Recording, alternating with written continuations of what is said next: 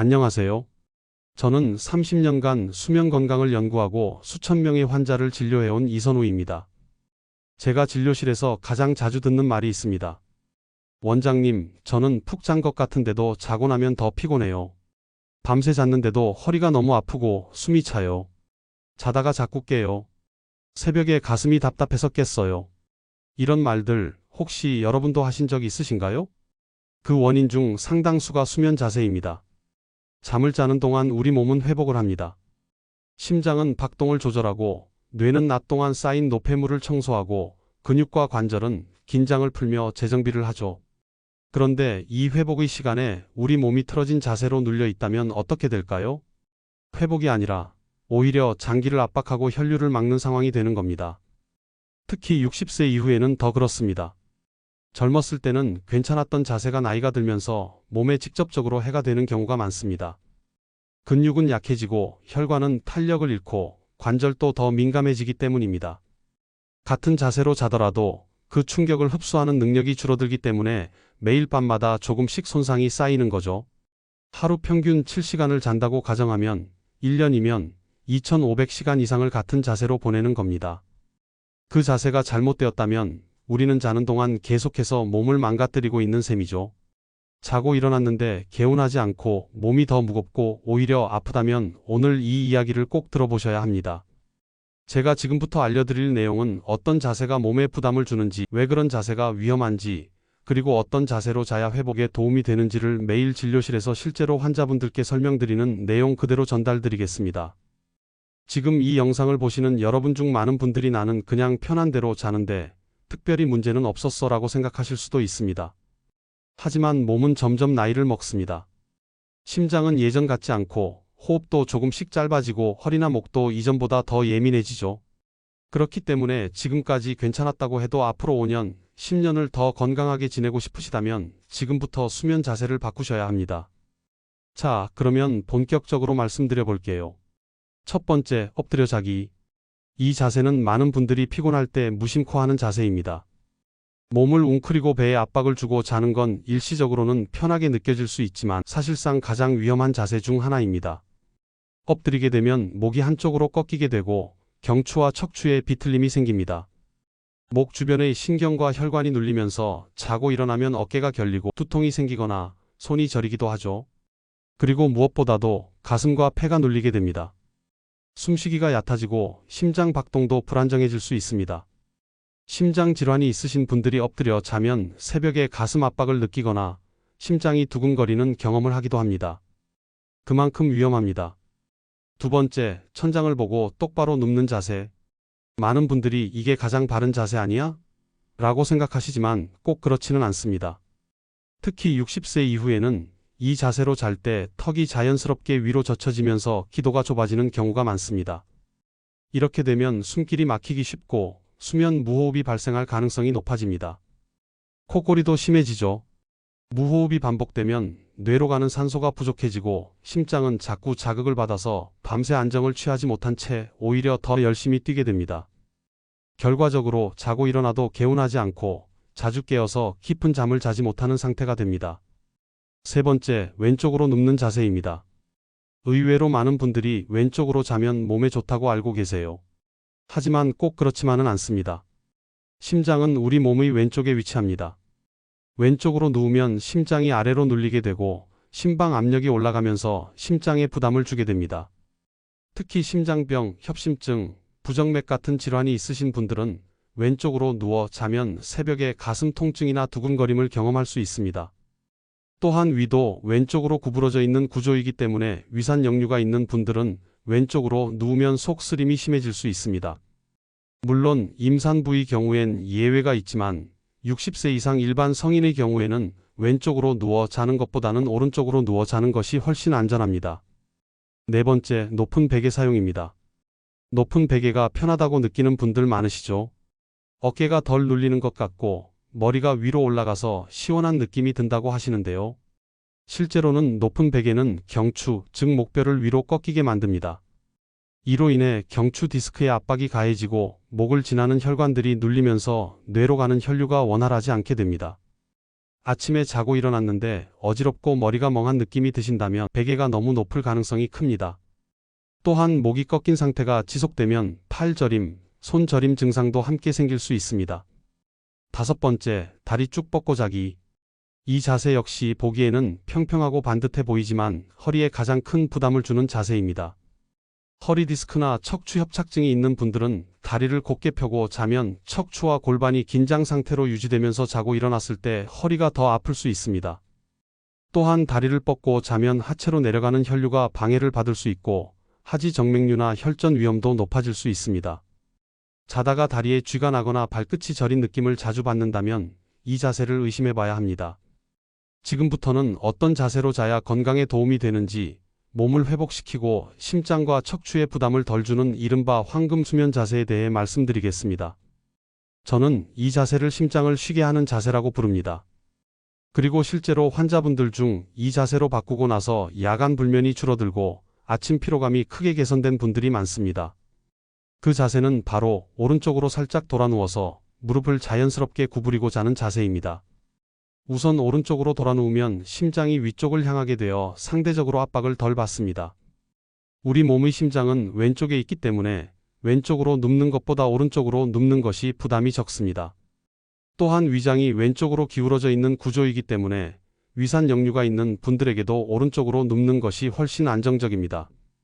속이 쓰리거나 자는 동안 신물이 올라오는 경험이 있다면 이 자세로 바꾸는 것만으로도 큰 도움이 됩니다.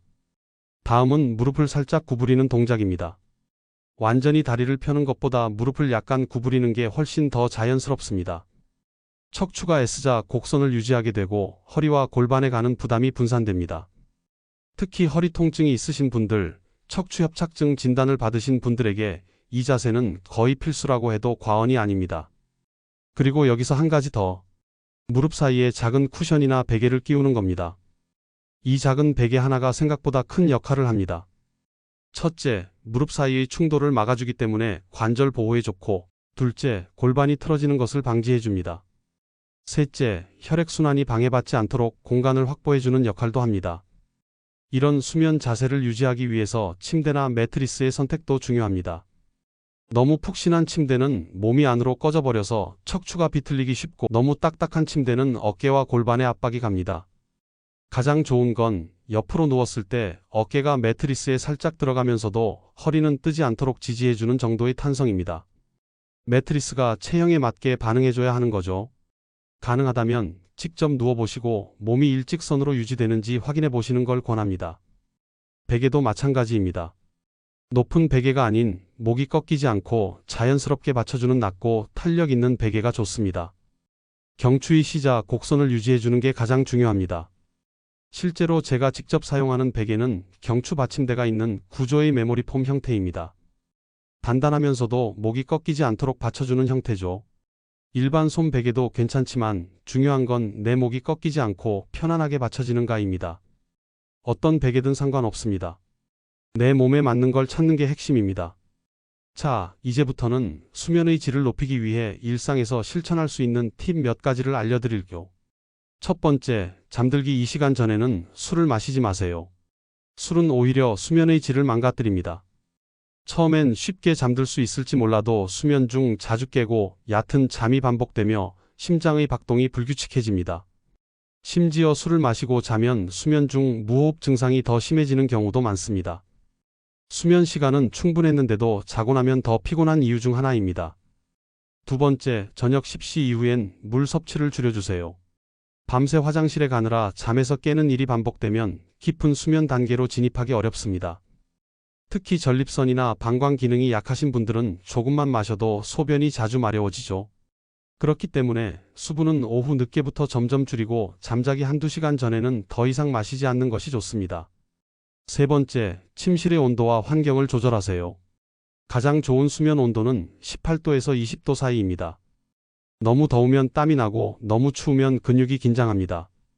특히 겨울에는 발만 따뜻하게 유지하고 실내 온도는 살짝 서늘하게 맞추는 것이 깊은 잠에 도움이 됩니다. 또한 침실의 조명은 최대한 어둡게, 전자기기 빛은 차단하는 것이 좋습니다. 스마트폰이나 TV 화면에서 나오는 블루라이트는 멜라토닌 분비를 방해해서 잠이 잘 오지 않게 만들고 수면 사이클을 깨뜨립니다. 가능하다면 수면 1시간 전부터는 스마트폰도 멀리 두시고 편안한 음악이나 독서 같은 활동으로 마음을 안정시켜 보세요. 네 번째, 잠들기 전 간단한 스트레칭을 해보세요. 무리할 필요 없습니다. 다리 근육을 당기고 어깨를 돌리고 목을 부드럽게 푸는 정도면 충분합니다.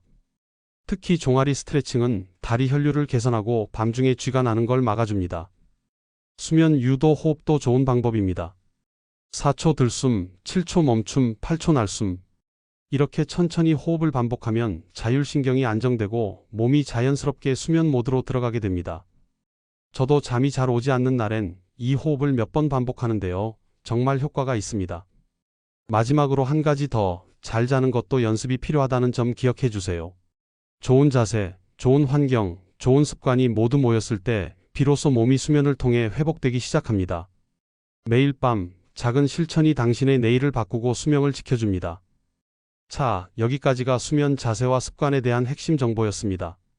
지금부터는 진료실에서 환자분들이 자주 하시는 질문을 중심으로 말씀드려 보겠습니다. 이 부분은 실제 경험을 바탕으로 많은 분들이 공감하실 수 있는 내용일 겁니다. 첫 번째 질문입니다. 원장님, 옆으로 자는 게 좋다고 해서 오른쪽으로 자려고 하는데요. 어깨가 너무 아파요. 네, 맞습니다. 옆으로 자는 자세가 척추와 심장에는 도움이 되지만 어깨에는 압력이 가해집니다. 특히 근력이 약하거나 회전근개 손상이 있는 분들은 이 통증을 더 크게 느끼죠. 이럴 땐 매트리스가 관건입니다. 매트리스가 너무 딱딱하면 어깨가 눌려 통증이 생기기 쉽고 너무 푹신하면 척추가 꺼지면서 허리에 무리가 갑니다. 적절한 쿠션감이 있는 매트리스, 즉 어깨가 살짝 눌릴 정도로만 반응하면서도 허리는 지지해주는 정도가 이상적입니다. 그리고 어깨 아래에 작은 타월을 접어서 받쳐주면 압력을 줄일 수 있습니다. 두 번째 질문입니다. 한쪽으로만 자다 보니 허리가 돌아간 느낌이 들어요. 괜찮은 건가요? 이 질문도 정말 많이 듣습니다. 오른쪽으로 자는 게 좋다는 이야기를 듣고 매일 밤 같은 방향으로만 자는 분들이 많습니다. 그런데 그렇게 되면 몸의 근육 밸런스가 무너질 수 있습니다. 한쪽만 계속 누르면 골반이 틀어지거나 척추가 살짝 돌아갈 수 있죠. 그래서 저도 항상 말씀드립니다. 가능하면 양쪽 방향을 번갈아 가며 자는 것이 가장 좋다고요. 물론 심장 질환이 있으신 분들은 왼쪽을 피해야 하지만 일반적인 경우라면 좌우 균형 있게 자세를 바꿔주는 것이 좋습니다. 세 번째 질문입니다. 무릎 사이에 베개를 끼우는 게 왜 중요한가요? 이 질문도 많이 하십니다. 사실 이건 직접 해보시면 아세요. 베개 하나만으로 골반의 틀어짐이 크게 줄어듭니다. 특히 다리 길이가 다른 분들이나 허리 통증을 자주 느끼시는 분들에게는 이 간단한 실천이 큰 차이를 만들어냅니다. 게다가 무릎 사이 마찰을 막아주기 때문에 관절에도 부담이 적고 하체의 혈류 흐름을 방해하지 않아서 다리 저림 증상도 줄어듭니다. 얇은 쿠션이나 수건도 괜찮고 시중에 나와 있는 전용 슬리핑 쿠션을 사용하셔도 좋습니다. 네 번째 질문입니다. 낮잠을 자도 되나요? 수면에는 영향을 안 주나요? 이건 수면 시간과 타이밍에 따라 다릅니다. 낮잠 자체가 나쁜 건 아닙니다. 오히려 15분에서 30분 정도의 짧은 낮잠은 심장 건강과 집중력 회복에 도움을 줍니다. 하지만 너무 길게 1시간 이상 자거나 오후 늦게 낮잠을 자면 밤잠에 영향을 줄 수 있습니다.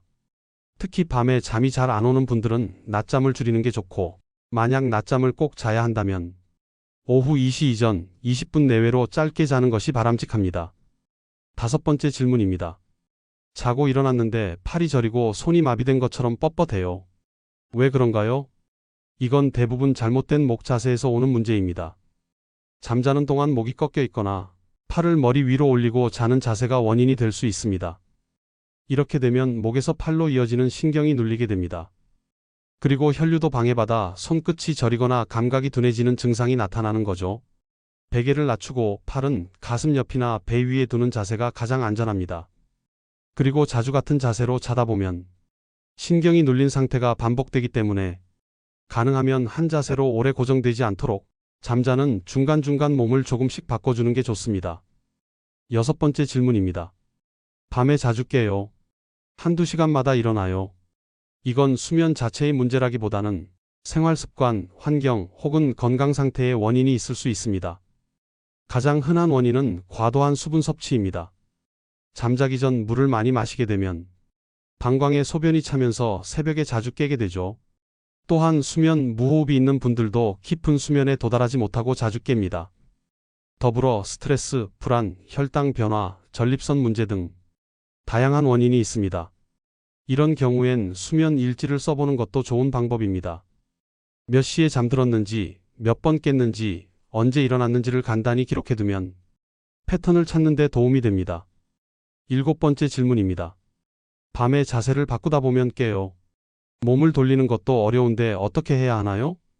특히 연세가 있으신 분들이 많이 겪는 어려움입니다. 나이가 들수록 몸의 유연성과 회전력이 떨어지기 때문에 자세를 바꾸는 것 자체가 힘이 들고 그 과정에서 잠이 깨는 경우가 많습니다. 이럴 땐 침대 위에 얇은 미끄럼 시트를 깔아보는 것도 방법입니다. 몸을 돌릴 때 마찰이 줄어들어서 훨씬 수월하게 자세를 바꿀 수 있습니다.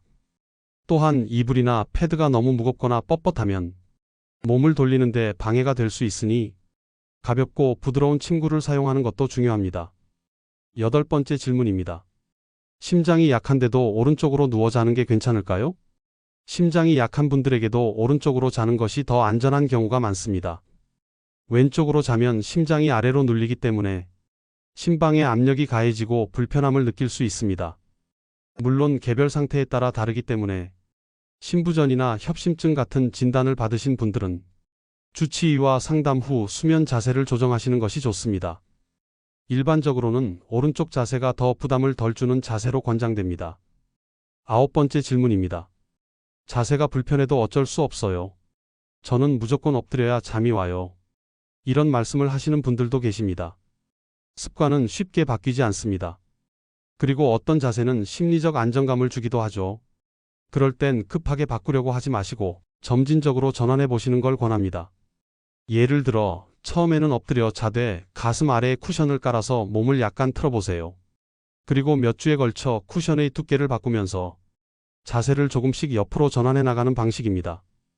이렇게 천천히 바꾸면 심리적 불안감도 줄이고 몸도 새로운 자세에 적응할 수 있습니다. 10번째 질문입니다. 자는 동안 숨이 차고 가끔씩 스스로 놀라서 깹니다. 이건 수면 무호흡증이나 심장 리듬 이상 가능성이 있습니다. 이 경우에는 단순한 자세 문제가 아니라 정밀한 검사가 필요한 상태일 수 있습니다. 이런 증상이 반복되면 절대 방치하지 마시고 가까운 내과나 수면 클리닉을 방문하셔야 합니다. 정확한 진단과 필요한 경우 기도 유지를 위한 수면 기구 등의 조치가 필요할 수 있기 때문입니다. 이처럼 수면 자세와 관련된 궁금증은 다양합니다. 하지만 한 가지 공통점은 있습니다. 잘 자는 법은 결국 내 몸을 잘 알고 내 생활에 맞게 조금씩 조정해가는 과정이라는 점입니다. 수면은 단순히 피로를 푸는 시간이 아닙니다. 수면은 우리 몸의 모든 장기와 기능이 스스로를 정비하고 회복하는 시간입니다. 잘 자는 것은 몸을 쉬게 하는 것이고 잘 못 자는 것은 몸을 매일 조금씩 고장내는 것과 같습니다. 먼저 수면과 심장의 관계부터 말씀드릴게요. 잠을 자는 동안 심장은 하루 종일 뛰던 속도를 줄이고 박동을 안정적으로 유지하며 쉬는 시간을 갖습니다. 그런데 이때 자세가 잘못되어 심장이 눌리거나 수면 중 무호흡으로 산소가 부족해지면 심장은 오히려 더 빠르고 불규칙하게 뛰기 시작합니다. 쉬어야 할 시간이 오히려 부담이 되는 거죠. 심장의 부담이 지속되면 혈압이 오르고 부정맥이 생기며 장기적으로는 심부전으로 이어질 수 있습니다. 그래서 불면증이나 수면 무호흡증을 가진 사람들은 심혈관 질환의 위험이 2배 이상 높다는 연구 결과도 있습니다. 두 번째, 수면과 면역력의 관계입니다. 우리 몸의 면역세포들은 주로 잠자는 동안 활동이 활발해집니다. 세포를 회복시키고 바이러스나 세균과 싸우는 힘도 깊은 수면 중에 가장 효과적으로 작동합니다. 잠을 제대로 못 자면 몸은 외부 자극에 더 민감해지고 면역 체계가 과잉 반응하거나 무기력해집니다. 그 결과 감기에도 잘 걸리고 염증 수치가 올라가고 피부 트러블이나 위장 문제도 쉽게 생기게 됩니다. 세 번째는 수면과 혈당입니다. 수면이 부족하거나 얕은 잠을 자게 되면 몸은 스트레스를 받고 그 결과로 혈당을 높이는 호르몬인 코르티솔이 증가합니다. 이 호르몬이 반복적으로 분비되면 혈당 조절이 어려워지고 당뇨병 위험이 올라가게 됩니다. 실제로 당뇨 초기 진단을 받은 분들 중 수면 습관을 바꾸고 식사와 함께 조절한 결과 약 없이도 혈당이 안정된 사례들이 많습니다. 네 번째는 수면과 기억력입니다. 잠자는 동안 뇌는 낮 동안 입력된 정보를 정리하고 필요한 건 저장하고 불필요한 건 삭제합니다. 이 과정을 기억의 정리라고 합니다. 그런데 잠이 부족하거나 깊은 수면 단계에 도달하지 못하면 이 정리 과정이 제대로 일어나지 않아서 단기 기억이 혼란스럽고 집중력도 떨어지게 됩니다. 그래서 수면이 부족한 날은 같은 말도 자꾸 반복하거나 물건을 놓고 왔는지 기억이 안 나거나 무언가를 하다가 갑자기 멍해지는 경우가 많습니다. 이건 단순한 노화 때문이 아니라 수면의 질이 낮기 때문에 생기는 현상입니다. 다섯 번째는 수면과 체중 조절입니다. 잠이 부족하면 배고픔을 느끼게 하는 그렐린이라는 호르몬이 증가하고 포만감을 느끼게 하는 렙틴이라는 호르몬은 줄어듭니다. 그 결과 밤늦게 야식을 찾게 되고 식욕이 폭발하게 됩니다. 또한 잠이 부족하면 신진대사도 느려지고 활동량도 줄어들어 체중 증가로 이어지기 쉽습니다. 수면은 다이어트에도, 혈압 관리에도, 심지어 피부 건강에도 영향을 줍니다. 수면을 약 없이 할 수 있는 최고의 건강요법이라고 부르는 이유입니다. 여섯 번째는 수면과 통증입니다. 허리, 어깨, 무릎 등 여러 부위의 통증은 염증 반응과도 관련이 있지만 수면 부족과도 깊은 관련이 있습니다. 잠을 제대로 못 자면 통증을 조절하는 뇌의 능력이 떨어져서 같은 통증이라도 더 심하게 느끼게 되고 그 통증 때문에 다시 잠을 설치는 악순환이 반복됩니다. 이걸 수면 마이너스 통증의 악순환이라고 부릅니다. 그래서 만성 통증을 겪는 분들은 약 처방보다도 먼저 수면 습관을 점검하라고 말씀드립니다. 좋은 자세로 자고 규칙적인 시간에 잠자리에 들고 수면 환경을 편안하게 바꾸는 것만으로도 통증 강도가 줄어드는 사례가 많습니다. 일곱 번째는 수면과 기분 정서입니다. 잠을 못 자면 사람이 예민해집니다. 작은 일에도 짜증이 나고 의욕이 떨어지고 무기력한 기분이 계속되죠. 이건 단순히 기분 탓이 아니라 실제로 수면 부족이 뇌의 감정 조절 기능을 약화시키기 때문입니다.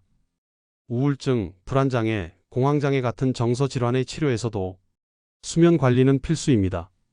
수면이 안정되면 호르몬 분비도 균형을 찾고 감정의 기복도 줄어들며 생각도 훨씬 선명해집니다. 많은 분들이 기분이 가라앉는다, 의욕이 없다고 말씀하실 때 저는 먼저 이렇게 질문합니다. 요즘 잠은 어떠세요? 의외로 그 대답에서 많은 실마리가 풀리기도 합니다. 여덟 번째는 수면과 치매 예방입니다.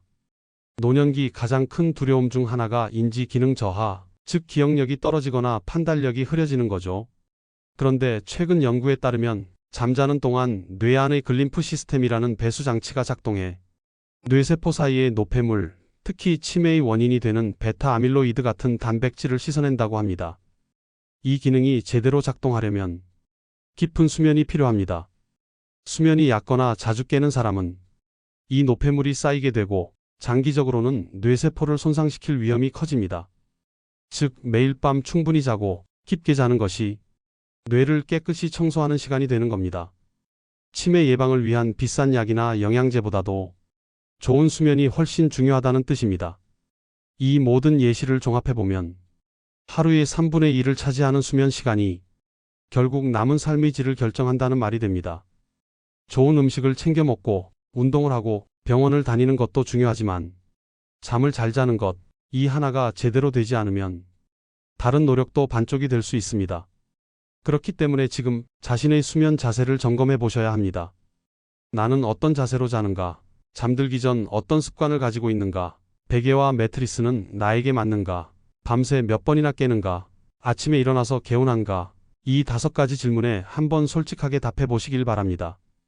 이제 마지막으로 실제로 수면 자세와 습관을 바꾸고 건강을 회복한 사례를 소개해 드리겠습니다.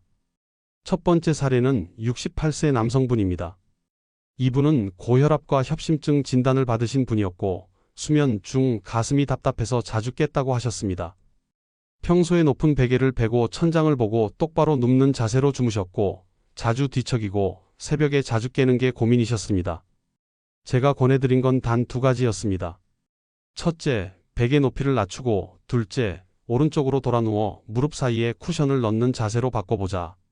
처음엔 적응이 어려우셨지만 2주 정도 지나자 새벽에 깨는 횟수가 줄었고 아침 기상 시 두근거림도 줄었다고 하셨습니다. 그리고 3개월 후 진료에서 이렇게 말씀하셨습니다. 원장님, 이제는 밤이 편안해서 겁이 안 나요. 두 번째 사례는 63세 여성분이었습니다. 이분은 만성적인 어깨 통증과 불면증을 겪고 계셨고 잠이 안 오면 밤늦게 간식을 먹는 습관도 있었습니다. 이분에겐 수면 전에 스트레칭 루틴과 목욕 후 미지근한 물로 족욕하는 습관을 제안드렸습니다. 그리고 수면 유도 호흡을 알려드렸죠. 4초 들숨, 7초 멈춤, 8초 날숨. 이 호흡만으로 잠이 잘 오는 분들도 많습니다.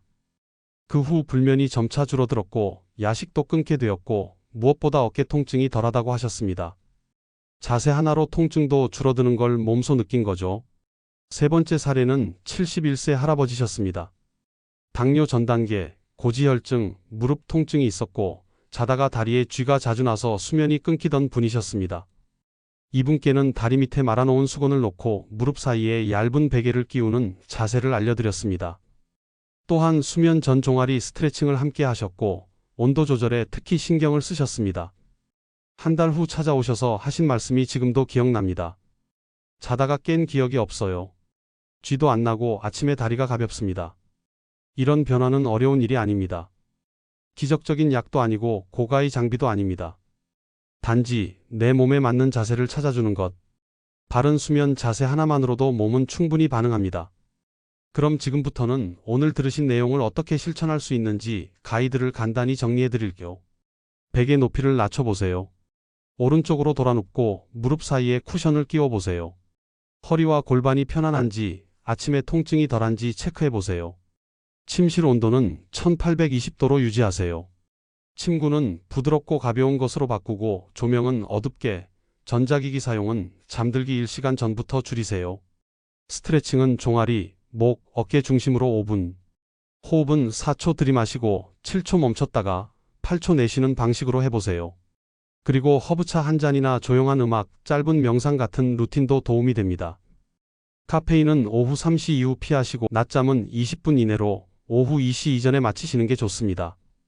햇빛을 하루 15분 이상 보는 것도 멜라토닌 분비에 도움이 됩니다.